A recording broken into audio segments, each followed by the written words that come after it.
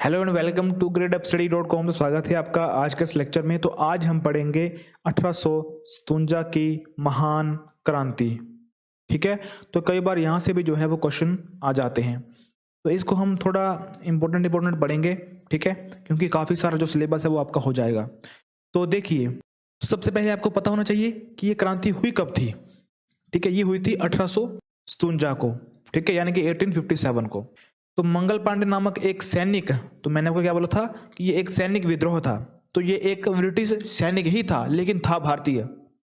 ठीक है, तो इन्होंने क्या किया, विद्रोह कर दिया। तो ये किस बटालियन से थे, तो 34वां बंगाल नेटिव इन्फेंट्री बटालियन। ठीक है, यानी कि BNI से थे। उसके बाद देखिए, जब ये क्रांति हुई थी तो उस समय ब्रिटिश में कौन थे, प्रधानमंत्री कौन थे, तो पॉम्स्टेन थे। ये इंपॉर्टेंट है, इसको पढ़ लीजिएगा। ठीक है, कि जब भारत में 1857 की क्रांति हुई थी तो उस समय इंग्लैंड के प्रधानमंत्री कौन थे, तो पॉम्स्टेन थे। ठीक है, आगे चलते हैं। तो आगे है कि भाई किस किस स्थान से किन किन लोगों ने इसमें हिस्सा लिया था। ठीक है, देखिए, दिल्ली से कौन था, तो दिल्ली से आए थे बहादुर शाह जफर और बख्त खां। ठीक है, कानपुर से कौन था, तो कानपुर से था नाना साहेब और तात्या टोपे। ठीक है, आगे चलते हैं। आगे है लखनऊ, तो लखनऊ से कौन था, बेगम हजरत महल। ठीक है, आगे चलते हैं। आगे है झांसी, तो झांसी से रानी लक्ष्मीबाई, ये आपको पता होगा। आगे चलते हैं। आगे है इलाहाबाद, तो इलाहाबाद से था लियाकत अली। ठीक है, जगदीशपुर, तो जगदीशपुर से था कुंवर सिंह। आगे चलते हैं। आगे है बरेली, तो बरेली से था खान बहादुर खां। आगे है फौजाबाद, तो फौजाबाद से था मौलवी अहमद उल्ला। ठीक है, लास्ट है फतेहपुर, तो फतेहपुर से कौन था, अजीमुल्ला। ठीक है, तो आपको कम से कम ये नाम याद होने चाहिए। ठीक है, जगदीशपुर तक, क्योंकि यहां से पूछ लिया जाता है क्वेश्चन। ठीक है, आगे चलते हैं। अब आगे है आपके पास जो तात्या टोपे है, इसका वास्तविक नाम क्या था, तो रामचंद्र पांडुरंग। ठीक है, यहां से क्वेश्चन कई बार आ जाता है। चलिए आगे चलते हैं। आगे देखिए, जो स्वामी विवेकानंद जी है, ठीक है, तो इसको तूफानी हिंदू के नाम से भी जाना जाता था, यानी कि अभी भी जाना जाता है। तो अगर आपको क्वेश्चन आए कि तूफानी हिंदू के नाम से किसको जाना जाता है, तो स्वामी विवेकानंद जी को। ठीक है, आगे चलते हैं। आगे है, देखिए, आगे है ब्रिटिश हाउस ऑफ कॉमन्स का चुनाव लड़ने वाले सर्वप्रथम भारतीय दादाभाई नौरोजी। ठीक है, दादाभाई नौरोजी एकमात्र ऐसे भारतीय थे जो ब्रिटिश में गए थे चुनाव लड़ने। देखिए, ठीक है, ये आपको जो है फैक्ट याद रखना है। आगे चलते हैं। आगे इसके बारे में हमने पढ़ लिया है कि जब बंगाल विभाजन हुआ था 1905 को, तो उस समय लॉर्ड कर्जन जो थे वो वायसराय थे। ठीक है, इन्होंने ही इसका निर्णय लिया था बंगाल विभाजन का। आगे चलते हैं। आगे है आपके पास, तो मुस्लिम लीग ने बंगाल विभाजन का समर्थन किया था। देखो, मुस्लिम लीग हमेशा उल्टी चलती थी। ठीक है, बंगाल विभाजन का विरोध हुआ था, ठीक है, विरोध किया था, और दूसरी तरफ मुस्लिम लीग ने इनका समर्थन किया था। ठीक है, तो इसलिए आगे जाके 1940 को इन्होंने अलग पाकिस्तान की मांग रख दी थी।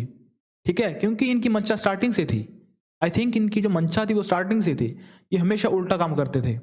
ठीक है, बंगाल का विभाजन हो गया यहाँ पे और इन्होंने इसका समर्थन कर दिया। चलिए आगे चलते हैं। गदर पार्टी की स्थापना किसने करी थी, लाला हरदयाल। ठीक है, गदर पार्टी की स्थापना किसने करी थी, लाला हरदयाल ने करी थी। आगे चलते हैं। आगे है महात्मा गांधी जी को केसरे हिंद, केसरे हिंद की उपाधि दी थी। किसने दी थी, अंग्रेजी सरकार ने। ठीक है, कब दी थी, 1915 को। ठीक है, उसके बाद है लखनऊ अधिवेशन, कब हुआ था, 1916 को। ठीक है, और इस अधिवेशन में कांग्रेस के दोनों दल इकट्ठे हो गए थे। ठीक है, 1907 को ये अलग हो गए थे और 1916 को ये फिर से जुड़ गए थे। ठीक है, इन दोनों में एकता हो गई थी। आगे चलते हैं। आगे देखिए, होम रूल लीग की स्थापना कब की गई, बताएं, 1916 को की गई थी। ठीक है, बाल गंगाधर तिलक द्वारा। आगे चलते हैं।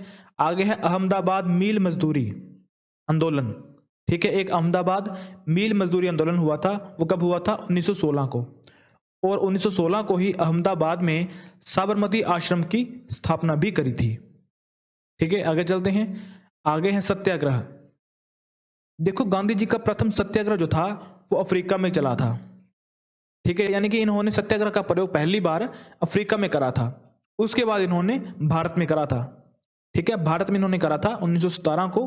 कहां पे? चंपारण में। आगे चलते हैं। आगे हम महात्मा गांधी ने पहली बार भूख हड़ताल, अहमदाबाद मील मजदूरी आंदोलन, ठीक है, ये 1918 को हुआ था। यहां पे मैंने आपको थोड़ा सा गलत बोल दिया कि अहमदाबाद आश्रम की स्थापना हुई थी आपकी 1916 को। ठीक है, और अहमदाबाद मील मजदूरी आंदोलन जो हुआ था वो 1918 को हुआ था। ठीक है, चलिए आगे चलते हैं। आगे है खेड़ा आंदोलन।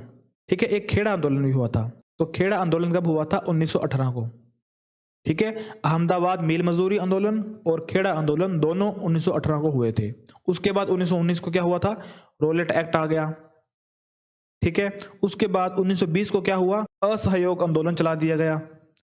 ठीक है, देखो यहां पे जलियांवाला बाग हत्याकांड में हंसराज नामक भारतीय ने डायर का सहयोग किया था। वैसे इतना इंपॉर्टेंट नहीं है, लेकिन फिर भी देखो कि भारतीय ही इनके साथ मिले हुए थे। देखो अगर भारतीय अपने आप में देशभक्ति दिखाए ना, तो हमारे देश पे कोई राज नहीं कर सकता था, लेकिन हमारे कुछ भारतीयों ने ही इनका साथ दिया और अपने आप को गुलाम बनाया। ठीक है, कहीं ना कहीं हम भारतीय ही इसका कारण है। ठीक है, आगे चलते हैं। जलियांवाला बाग हत्याकांड के विरोध में महात्मा गांधी जी ने केसरे हिंद, जो कि 1915 को दी थी शायद। ठीक है, तो इसी हत्याकांड के बाद, यानी कि जलियांवाला बाग हत्याकांड के बाद, गांधी जी ने केसरे हिंद की उपाधि त्याग दी थी। ठीक है, और रविंद्रनाथ टैगोर ने सर की उपाधि त्याग दी थी। ठीक है, दो लोगों ने उपाधि त्यागी थी, केसरे हिंद गांधी जी ने, सर रविंद्रनाथ टैगोर जी ने। ठीक है, आगे चलते हैं। आगे है रोलेट एक्ट 19, जलियांवाला बाग हत्याकांड और खिलाफत आंदोलन। हाँ, खिलाफत आंदोलन और असहयोग आंदोलन। ठीक है, खिलाफत आंदोलन देखो 1919 में हुआ था। देखो खिलाफत आंदोलन क्या है?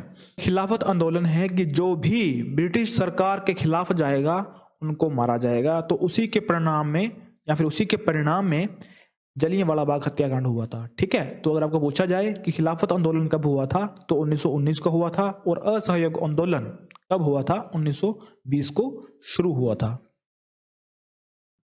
आगे चलते हैं। आगे 1922 को चोरा चोरी कांड हुआ था, और इसी चोरा चोरी कांड के उपलक्ष्य में, यानी कि इससे ही दुखी होकर गांधी जी ने अपना असहयोग आंदोलन जो था वो वापस ले लिया था। देखो चोरा चोरी कांड में हुआ क्या था कि एक पुलिस थाना था। ठीक है, एक पुलिस थाना था, वहां पे लोगों ने बम फेंका और इसको जला दिया, जिसमें काफी सारे पुलिस कर्मियों की मौत हो गई थी। ठीक है, क्योंकि गांधी जी चाहते थे कि हम बिल्कुल शांत होके बिना मार धाड़ किए अपना काम करेंगे, लेकिन गांधी जी ने ये देखा कि चोरा चोरी कांड में काफी सारे पुलिस कर्मियों को मार दिया गया, जला दिया गया। तो इससे निराश होकर गांधी जी ने अपना असहयोग आंदोलन, जो कि 1920 में चलाया गया था, उसको स्थगित कर दिया गया या फिर वापस ले लिया। ठीक है, आगे चलते हैं। 1924 को बेलगाम अधिवेशन। देखो गांधी जी ने सिर्फ और सिर्फ एक बार कांग्रेस की अध्यक्षता की है। ठीक है, कब? 1924 को। किस अधिवेशन में? बेलगाम, या फिर बेलगाम अधिवेशन में। ठीक है, आगे चलते हैं।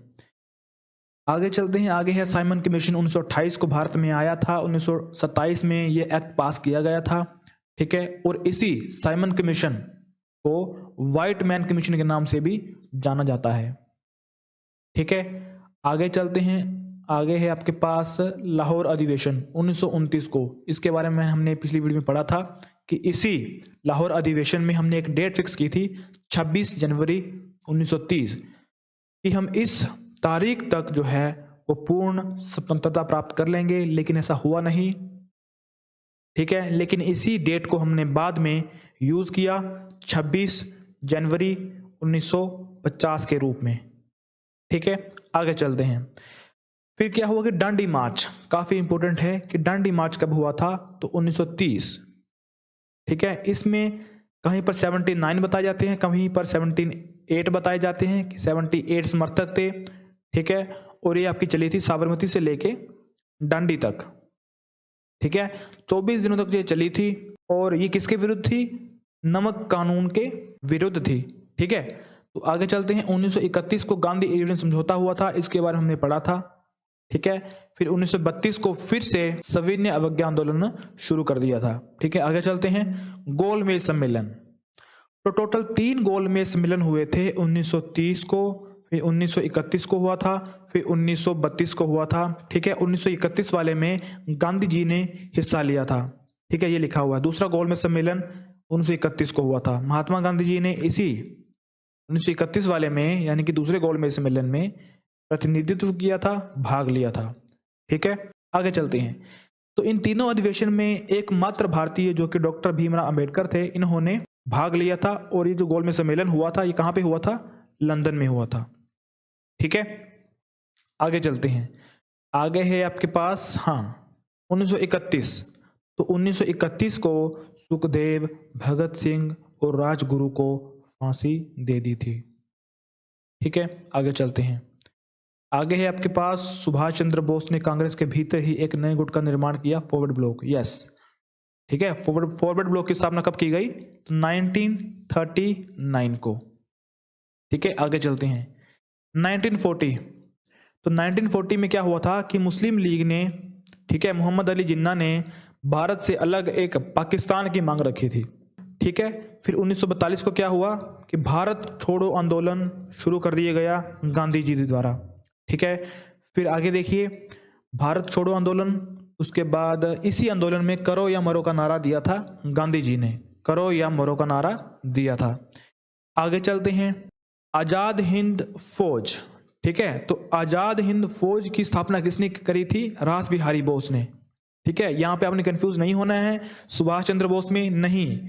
आजाद हिंद फौज की स्थापना किसने करी थी? रास बिहारी बोस ने। और फिर इन्होंने ही बाद में इस फौज का जो अध्यक्ष बनाया था, जो हेड बनाया था, वो सुभाष चंद्र बोस को बनाया था। ठीक है, लेकिन स्थापना किसने करी थी? रास बिहारी बोस ने। ठीक है, आगे चलते हैं। आगे देखिए कैबिनेट मिशन। तो कैबिनेट मिशन कब आया था? तो 1946 को। ठीक है, आगे चलते हैं। आगे है आपके पास 3 जून 1947 को भारत विभाजन की माउंटबेटन योजना आई थी। तो क्वेश्चन ऐसे आएगा कि माउंटबेटन योजना कब आई थी? तो 1947 को। और कौन लेके आया था? यही माउंटबेटन ही लेके आए थे। ठीक है, आगे चलते हैं। महात्मा गांधी जी द्वारा स्थापित हरिजन सेवक संघ, ठीक है, हरिजन सेवक संघ की स्थापना करी थी महात्मा गांधी जी ने। आगे चलते हैं। कांग्रेस का प्रथम ब्रिटिश अध्यक्ष कौन था? तो जॉर्ज यूल। आगे हम पढ़ेंगे इसके बारे में डीपली। ठीक है, अधिवेशनों के बारे में। तो आगे चलिए। इंकलाब जिंदाबाद का नारा भगत सिंह ने दिया था। ठीक है, आगे चलते हैं। शहीद ए आजम के नाम से भगत सिंह को जाना जाता है। काफी इंपोर्टेंट है कि शहीद ए आजम के नाम से किसको जाना जाता है? तो भगत सिंह को जाना जाता है। आगे चलते हैं। महात्मा गांधी को रविंद्रनाथ टैगोर ने सर्वप्रथम महात्मा की उपाधि दी थी। देखो, उपाधियों के बारे में हम पढ़ेंगे कि किसने किसको किसको उपाधि दी थी। ठीक है, तो महात्मा गांधी जी को रविंद्रनाथ टैगोर ने महात्मा की उपाधि दी थी। ठीक है, और सुभाष चंद्र बोस ने, ठीक है, सुभाष चंद्र बोस ने राष्ट्रपिता के रूप में महात्मा गांधी जी को माना था। ठीक है, तो तभी से महात्मा गांधी जी को राष्ट्रपिता के रूप में भी माना जाता है। ठीक है, तो ये थी आज की वीडियो। तो आई होप आपने काफी कुछ सीखा होगा आज की इस वीडियो में। तो अगर आपको वीडियो अच्छी लगती है तो वीडियो को आप एक लाइक करें, वीडियो को शेयर करें और चैनल को सब्सक्राइब करें। तो मिलते हैं नेक्स्ट वीडियो में, तब तक के लिए जय हिंद।